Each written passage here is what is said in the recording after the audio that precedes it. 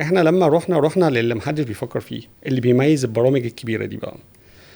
اول حاجه كان في تشالنج جدا في البلاننج والبرودكشن. حتى البلاننج والبرودكشن على الاس اي بي، وهو عليه اس اي بي المرسيدس بتاع الاي ار بي.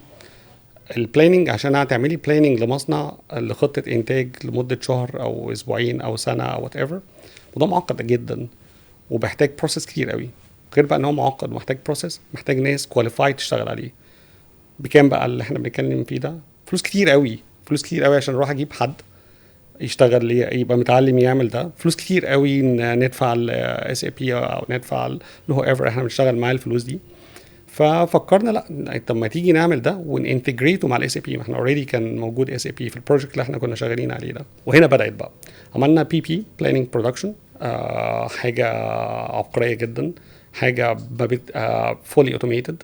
بنخلي السيستم يفكر لوحده، يعمل بلان لوحده بيزد على كريتيريا الديسيجن ميكر بيبقى مديها له. يعني ليتس سي انا عايز بلان، اعمل بلان، انا بقول للسيستم انا عايز اعمل بلان ان هو يحط لي الحاجات بتاعه الفي اي بي كاستمرز الاول، ينزلها لي على المكن، بعد كده يحط لي الحاجات بتاعه مثلا الاعلى ربحيه، بعد كده يحط لي الحاجات بيزد على البيمنت تيرمز وات ايفر ذس اند ذات بقى.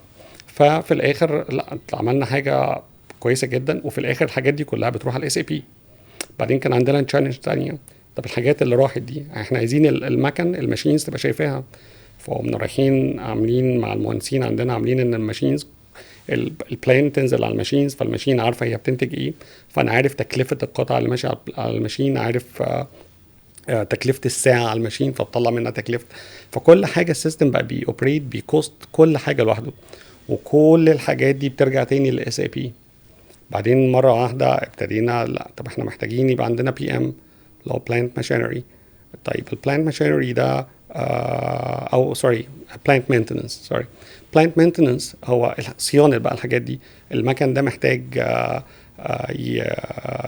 يتعمل له مينتننس، حاجات مينتننس ليها علاقه بمثلا سكيدجول مينتننس مثلا، او انسيدنت حصلت على ماشين معينه.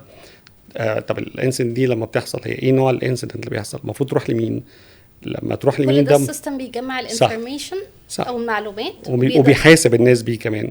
يعني الانسيدنت دي لما هتروح عند حد، طب الحد ده هو مين، النوع ده من الانسيدنس يروح عند مين، طب النوع ده من الانسيدنس كله اوتوميتد. صح، الموضوع كله اوتوميتد، ما فيش هنا تدخل بشري، هو كله صح.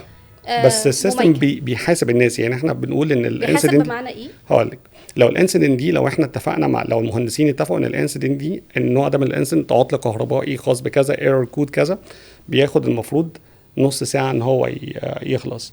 طيب هو المهندس حله في قد ايه؟ خدوا قد ايه من مدير المهندسين لحد ما عمل اساينمنت تاسك؟ صح، في كي بي ايز، في كي بي ايز كي بيرفورمانس انديكيتور. فاحنا بنتراك كل حاجه، وكل حاجه ليها كوست. هو الكوست بتاع يعني موضوع محكم جدا عشان ما يكونش فيه اهدار 100% للفلوس او اهدار طبعا للوقت، والحاجه تمشي زي ما حضرتك قلت 100%. يعني according to a system او طبقا لنظام according to a system عالمي. يعني according، احنا مش عاملين حاجه لوكال، according للستاندردز بتاعت الاس اي بي، according للستاندردز بتاعت مايكروسوفت.